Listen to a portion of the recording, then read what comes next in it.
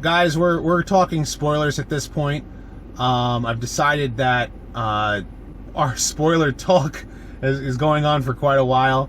So at this point now, this video is going to be the spoiler video, and if you want to check out my other video, which is the non-spoiler review, you can check that out here. All right, Psylocke. Oh my God, that on perfect screen Psylocke, and Olivia Munn is absolutely gorgeous, absolutely gorgeous, and for the little bit she's on in the movie, she has a presence. They really cast her in terms of comics. They did a fantastic job casting her, the actor for Angel, for Nightcrawler, for Cyclops, for Storm. Alexandra Shipp, that's her name. Yeah, Storm. She fits Storm perfectly. I love the way she actually brings a whole new Storm into the. And they tell the truth that she is of Egyptian descent. I mean, she's African descent. African descent. She's from a tribe in Africa. Yeah.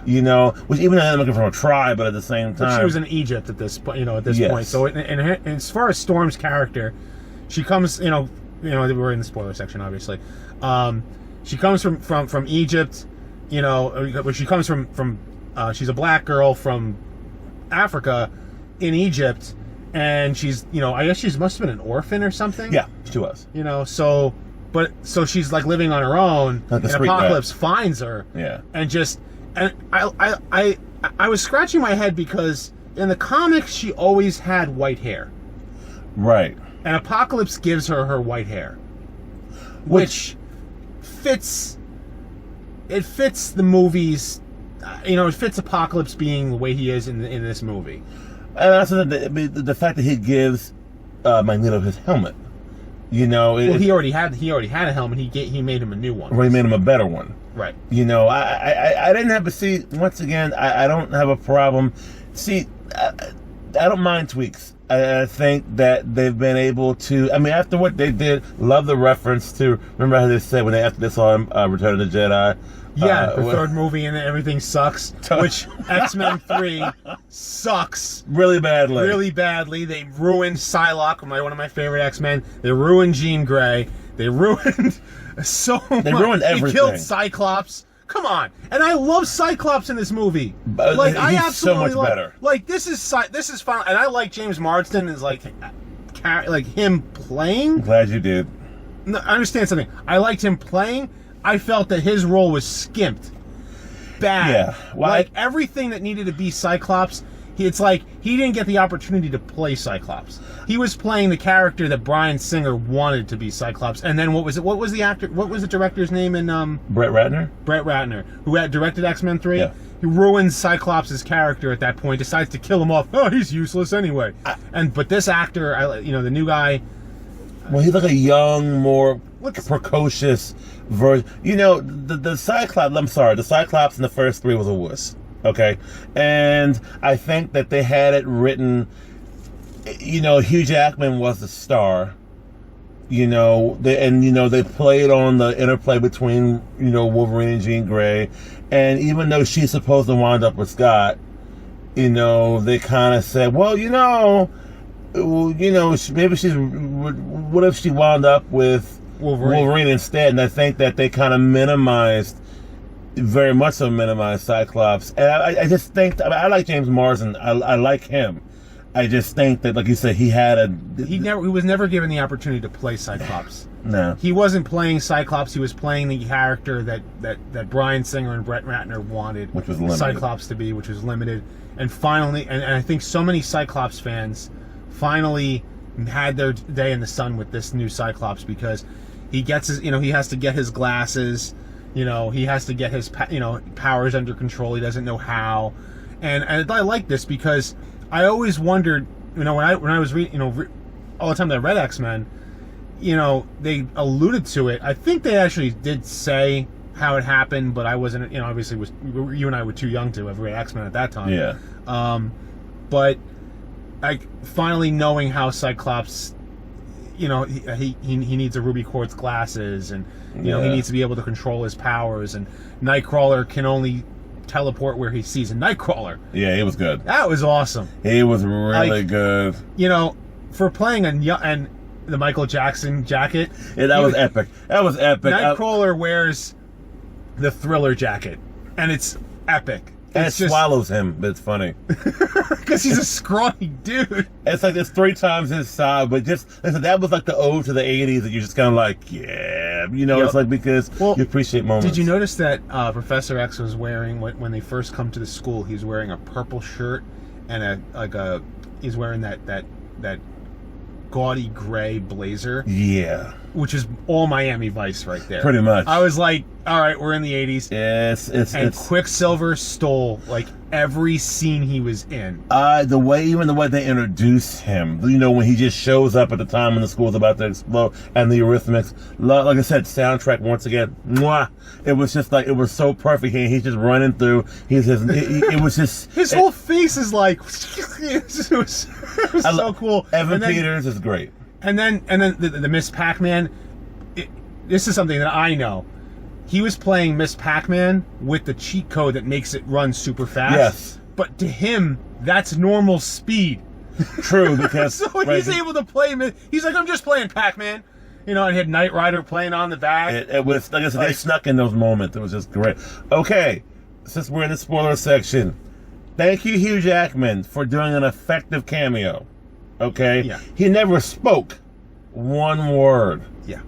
And he didn't need to. No, he didn't. And it was just so, you know, talk about somebody being comfortable in their part. I mean, but at the same time, it's just kind of like, but they migrated backwards. So it's just kind of like, you know, this is him as Weapon X, which is, yeah. You know, and we finally got on screen Weapon X Wolverine. The ripped up shorts, the tendrils, everything all over, and that helmet that he wears. He's got it. He's got his metal claws, and it's what's the Stryker's got him? You know, like is basically made him. Yep. And so he shows up on screen, and he steals the show again because he's Wolverine, and that's just kind of what he does. But at the same time, they didn't make him the main character again. Exactly. This was kind of like, and to my understanding, this is Hugh Jackman. Like, I don't know if this. Yeah, one more movie. He's got the Wolverine coming. Right. He's got one more movie coming, and then he's done. But this was his like final with the rest of the X-Men, because he's got one movie where he's going to be a solo movie with just him. Yes. And that's going to be it. Yeah. And then we're supposed to, I guess at this point, we're supposed to get a new actor. Well, they have to. I mean, you know, he's getting older. Hugh Jackman's aging, and he's aging gracefully. You know, like he's still able to play the role, but I think his body's showing like he's having a hard time keeping up with the. Well, this movie this movie, you didn't see him ripped like he was. You know, the other movies he's just massive. This one, you know, he's in shape, but at the same time, he's also almost 50 years old. I mean, it's kind of hard to keep your body in shape at that point. Right, and to keep doing that, especially when he's not that way 80% of the time, and to go and do that and just, you know. The amount of effect it takes on your body, just having to go back and forth like that. I mean, it's not like professional wrestlers who literally live at the gym. At The Rock, yeah. You know? Whereas, like, Hugh Jackman is normally just kind of like a regular average actor. Well, not average actor. He's excellent fit. actor. He's fit, but he's not like, you know, ripped. Like he had to get ripped for all of the times that he played Wolverine. So yeah, and plus I think that, you know, with him, you want to go out in a role before it becomes. You got to know your time. You got to know your time. I think that I like what Jennifer Lawrence said. You know, basically, to paraphrase it, if they come up with good scripts, she'll keep doing it. Because at first she wasn't going to do any more movies, but I think that, you know, she's great as Mystique. I think that, you know, I love Rebecca Romaine Stamos, but at the same time, she doesn't have the acting ability of a Jennifer Lawrence, and I think she had the look, whereas Jennifer Lawrence has the acting chops. Right. You know, but now that they no longer use a full body cast thing that they did, they actually apparently they use like a whole costume thing, like a sock, basically. Yeah, it's basically a sock that goes over, and then of course the blue makeup over the face, which. You know, I really wonder if Jennifer Lawrence probably is the one who wanted her face to be shown most of the time on this movie, because she wasn't blue. Yeah, a lot. I thought that was probably one of her perks of being Jennifer. Was like, okay, if you're gonna put me in this movie, I'm not going through all that most of this movie. Yeah, most of the movie is not going to be her blue, which actually fits the story. It fits the story because at the end when she finally turns blue, you know, like actually becomes it, and then like she's like, we have to embrace who we are. Right. Which, all right, that's the message of the movie. We need to embrace who we are, and which you really didn't. The movie didn't do a good job. I think if that's the message of the movie, which I don't know if it really was, embrace who you are. If it is embrace who you are, it didn't do a good job of actually getting us there. I think it basically gradually set it in, and if you're watching it as a whole, okay, now I get the point. Yeah. Like, you know, which now let's talk about Jean Grey. Ooh, Sophie Turner. Let's talk about Sophie Turner. Let's talk about her beginning when she's introduced. You know, she shows her powers, and she kind of flirts with Scott, and kind of gets that little bit of like there, and she does have mental powers, and then she has visions of Apocalypse, and Apocalypse is what's it called? Is coming, and he's going to basically destroy the world. That's the whole plan, is to literally wipe the slate clean. Right. You know, with mutants being under his control, and so when she actually does become Phoenix, it is like they did her justice for the massacre, what they did in X3, and we all know that. We all know. I mean, creating a schizophrenic was just a bad idea. But I think that the glory, if I may dare say so, the glory of the Phoenix, you know, I'm talking about moments. Yeah. You know, and like she has a moment in all of her glory and all of her grandeur. You know, the way Charles is like, listen, embrace. And it's the total opposite in the other X, you know, in X3, where he's trying to get her to contain her power. Right. So now it's like, no,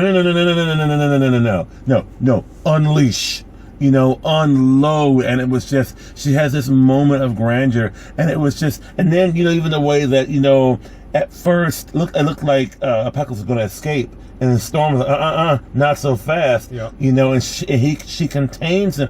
You know, it was a group effort. It was a group effort, but like I said, I think Sophie Turner, love Sansa from Game of Thrones, but she's to be so young. You know, I love even the subtleties, even in the way where she's just walking through air, just like walking. That was so cool. She just kind of like walks out. Yeah. And it's just like, you're like, hold on a second. She just, that was it. She's standing proud, and then she just unleashes the Phoenix. And now if you're a comics fan, you know that the Phoenix Saga, she gains the Phoenix powers, and when she controls it, she just is basically the Phoenix, but she's under control. Right. You know, and if they do the Dark Phoenix, now she's become the Phoenix, so they can, if they do a Dark Saga, which I hope they don't do initially. I hope they leave it alone for a while. Just leave it alone for a while. We want the bad taste. Yeah, I don't be honest. There's so many other things to focus on. I don't want them to worry about the Dark Phoenix Saga. I think that she, you know, her power was useful in this scene, and it was great.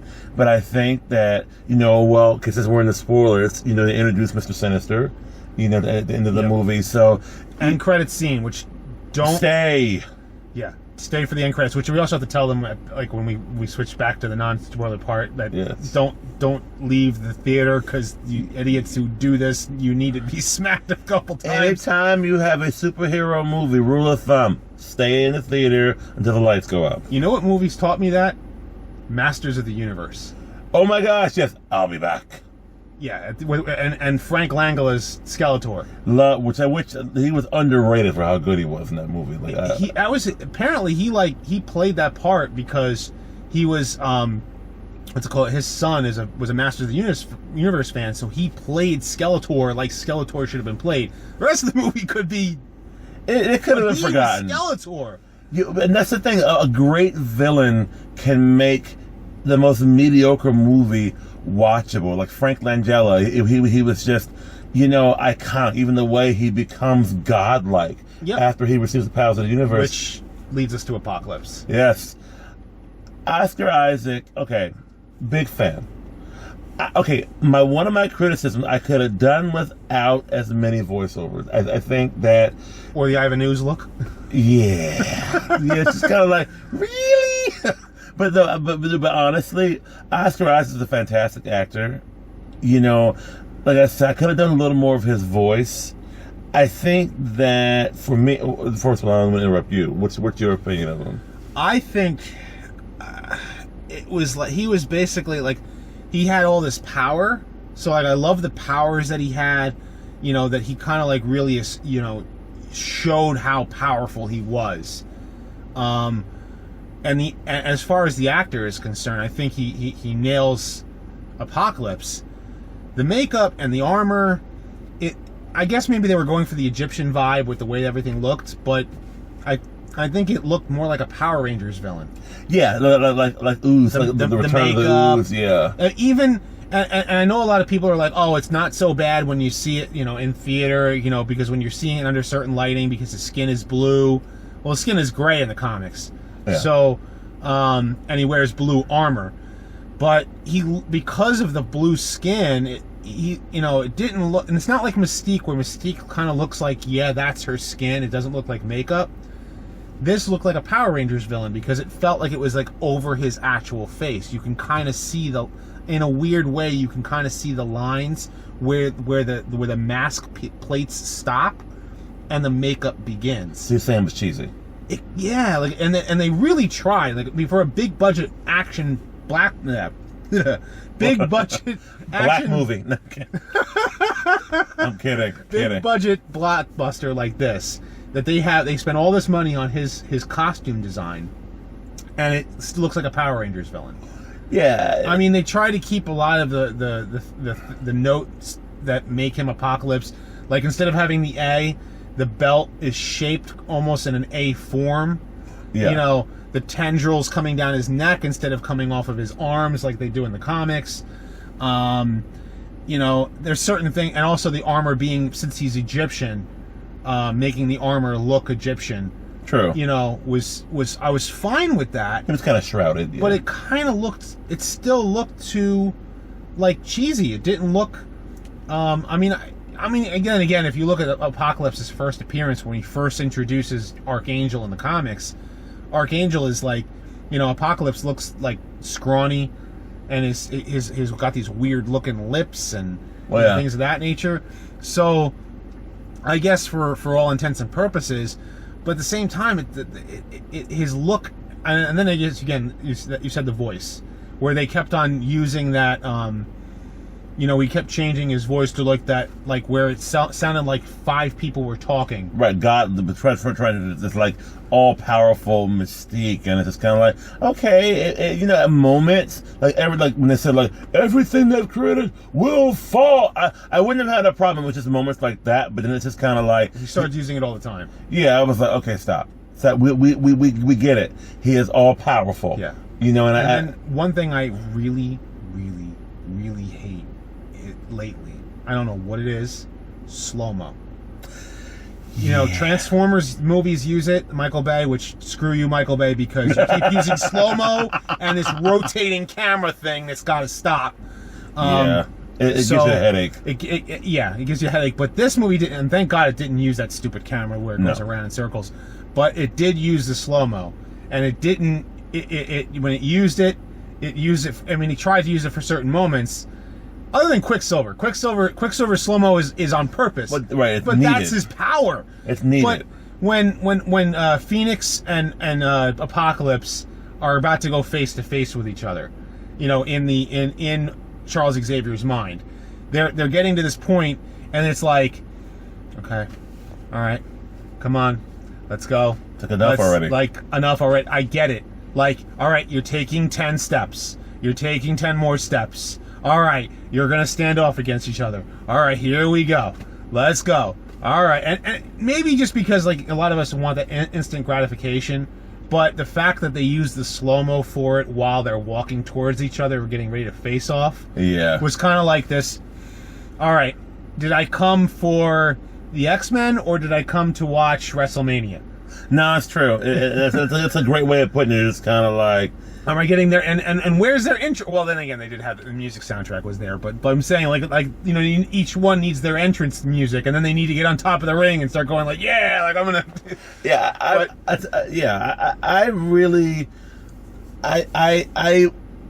you know, it's funny. Like sometimes when you see a movie and when the villain is vanquished, you're like, is it believable? But this was very believable. I mean, it was, you know, it took their combined effort to be able to take the him X-Men down. to be together to do what they needed to do. And also, speaking of which, at the end, when they're in the danger room, which if we're still in spoilers, is in the danger room itself, they're in their X-Men costumes. Cyclops has the classic 90s kind of costume. But they're modified. They're kind of modified in a modernized way while still staying true. Even Mystique is wearing, like, if you notice that she had blue shoulders on the costume that she was wearing. So it was not like her bodysuit, but it was like, it was kind of shoulder pads were blue, and then she had the white going down, so it was kind of like the the comic book costumes being brought to life. So when we finally see Wolverine, do you think maybe we'll see him with the mask? And maybe some yellow and black? You know, like the way he's supposed to look? It was yellow and like light blue. But I wouldn't mind seeing the 80s Wolverine costume, where he was brown. Okay, no, I'm fine with that. Yellow. I mean, I like that costume. Maybe because I'm a fan of the X-Men Konami game. Okay. For the arcades. And I liked that costume. And he wore that costume also when... the X-Men had, X-Men number 1 in 1991, which had that fold-out cover, which was awesome because it had both the blue and gold. He just went back. Yes, we just had a little mishap there, but we're back in session. So yeah, I was taking it back to the X-Men comic book as when we opened it up, and you had all that there, and then X-Men number 2, it was all about Magneto and his I think that's when he formed the Acolytes. So, yeah. Because X-Men number 4 is where they fought Omega Red. But yeah, I'm taking you guys back. So he's a real student. He's old. Yeah, I'm getting up there. Of course, I'm older than him, but it's okay. Yeah. So as far as the way the movie sets everything up, I mean, even had the Sentinels at the end in the danger room. Yeah, that was cool. Which was really cool. And then Magneto had his magnetic shield. Yes, that was like he had his magnetic shield. So I was like, this is cool. And Quicksilver couldn't get in there. Nope. He's like, the magnet force is too strong. I can't get in there. And I also love the fact that he does not reveal to Magneto that. And at first, I thought it funny because we're used to the Avenger movies where they can't say. Like we know with the two kids, Eric's kids, you can't say that they're Magneto's kids. Well, yeah, Scarlet Witch and Quicksilver in the Marvel Cinematic Universe can't be, they can't be Magneto's kids because Magneto doesn't exist in the Marvel Cinematic Universe. But here he knows that Magneto's his dad, and he doesn't reveal. I thought that was really good because that can actually be used far greater at a later time. I thought that it was. I like that too, and I like the way that he almost revealed but didn't. Yeah. And now here's something that we didn't touch on was Archangel.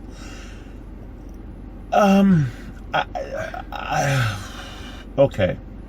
I thought that at his moments. I just didn't feel like he had a lot of screen time. I mean, like he had moments, but I just didn't feel of the Four Horsemen. He was the least used. Yeah, it was like especially. I mean, Psylocke, she was full on like large and in charge. Storm, even Storm was kind of underused. Storm not so much though, because she was instrumental in bringing Apocalypse where he needed to go. True. Bringing them to Psylocke. Then some Psylocke going to Magneto, but Archangel specifically was just kind of like the other thing is that I didn't like the whole stupid tattoo thing on his face. I guess that's because they didn't go with the whole blue skin. What Psylocke, Archangel has blue skin, Mystique has blue skin, Nightcrawler has blue skin, and And Beast has blue skin.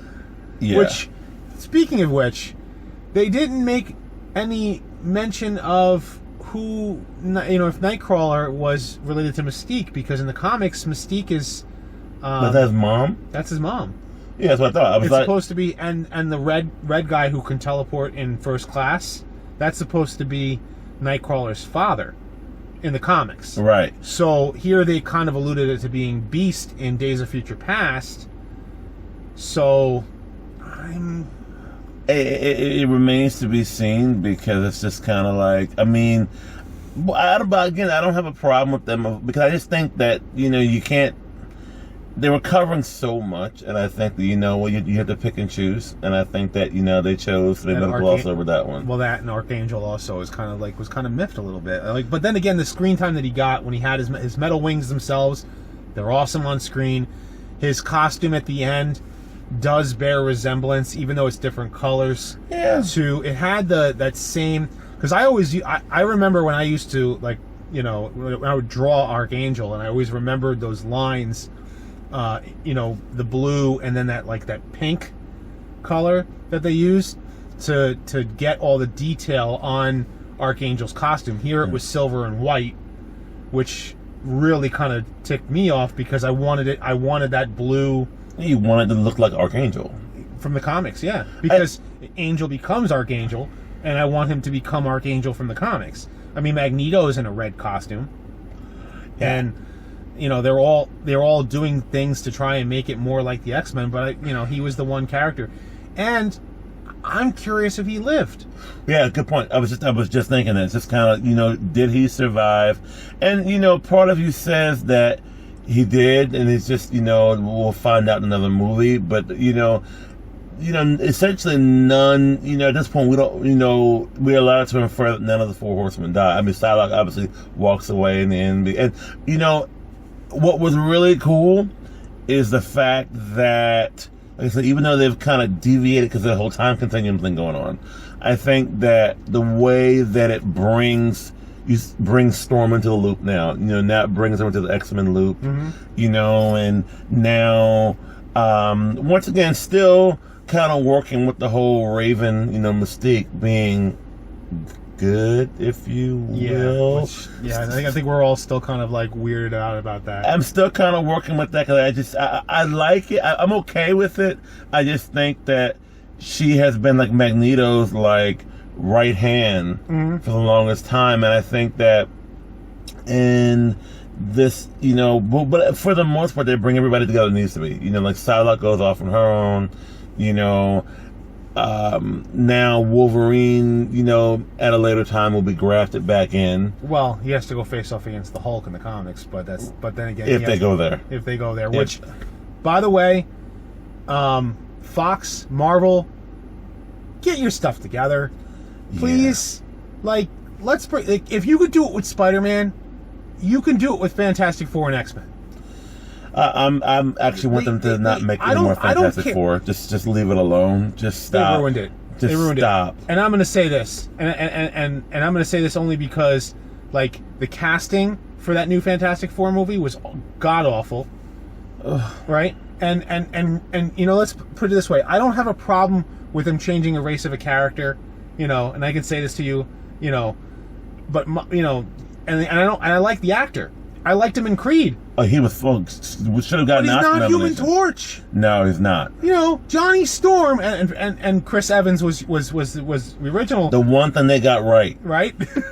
And so don't change a race of a character just to change a race of a character. Yeah, this whole listen, I'm saying as a black person, PC ticks me off, and that's kind of listen, if he's supposed to be a white male, let him stay a white male. And I just thought that among the millions they missed making those movies, that was a really glaring, what in the world were you thinking by doing that? Yeah, because they want to change him just to change him. Like Michael Clark Duncan playing Kingpin in the old Daredevil. That was great casting. Yeah, it was. That was absolutely great casting. Lawrence Fishburne as Perry White, great casting. Absolutely. So, but Johnny Storm is supposed to be the blonde Invisible Woman's sister. You know, brother and sister. They're supposed to be brother and sister. Yeah, they're supposed to be brother and sister.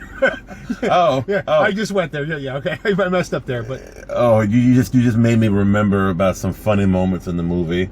Like, can I just tell you, we're used to Professor Xavier always being super serious, and James McAvoy just brings a lightheartedness, when he's talking about Mara. Right. Remember they're like, you've never used Cerebro. He's like, of course not. Once or twice. Yeah. Just little moments like that, yeah. Yes, it brings a little bit of lightheartedness to a very, he's so serious and so, disciplined. But, James McAvoy brings more of the humanity in him. Kind of like in the cartoon when I can't remember the name of the woman that he was in love with, when during the whole Phoenix saga, with the whole crystal thing, and like, Xavier was in love. You remember she was like the Empress? Well, when you're talking, when she was in the Shi'ar Empire. Yeah, yes, right, yes. Yeah. He does have a very human side, and I think that, like I said, McAvoy kind of gets the ability to bring a little more of that out, and I really appreciate it. I wonder if they're gonna. Well, I wonder if there's a lot of things. I wonder if they're gonna bring, in the next movie. Now, the next movie. Now, we're still in spoilers. So, Mr. Sinister is introduced in the end credits scene, and by the whole Essex Corporation, which is kind of weird. Yeah. But they better keep it like him being Mr. Sinister. He needs to be Mr. Sinister in his full-blown glory, with the weird cape and everything. Remains to be seen. I mean, they kind of have to. You know what I think they're gonna do? I wonder if Alex didn't die. I don't think he did, because then yes, he crashes to Earth, but we don't know that he died. Well, you know why? And this is why I'm gonna tell you this, is because in the comics, Cyclops and Jean Grey are manipulated by Mr. Sinister, and Cyclops gets manipulated because Mr. Sinister creates a clone of Jean Grey after she dies after the Dark Phoenix saga, Madeline Pryor, who becomes the Goblin Princess, or and wow, or the Goblin Queen, and when she does, she full blown turns evil. But before she does, she gives birth to Cable, or Nathan, and he gets sent to the future. That's right. So I'm wondering how Mr. Sinister is going to fall into all of this.